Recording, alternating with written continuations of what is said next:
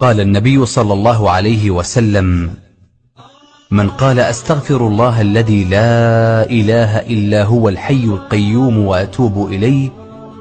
غفر له وإن كان قد فر من الزحف. قال النبي صلى الله عليه وسلم: اللهم اجعل قلبي لأولادي رحيما بهم، وعطائي كاف لأجسادهم وأرواحهم، واملأ لساني لهم بطيب الكلام، وأنزل مع وجودي بينهم الحكمة والسلام، وأدبهم أنت لي يا رب بحنانك، واحفظهم طوال عمرهم في ضمانك وأمانك يا مولاي ويا سيدي. اللهم اجعل قلبي لأولادي رحيما بهم، وعطائي كاف لأجسادهم وأرواحهم،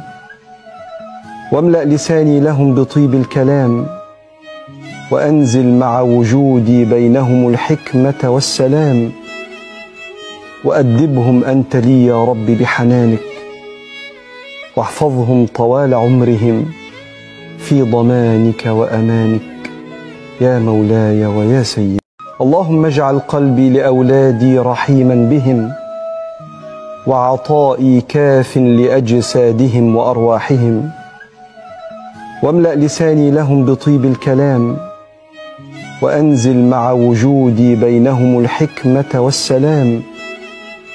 وأدبهم أنت لي يا رب بحنانك، واحفظهم طوال عمرهم في ضمانك وأمانك.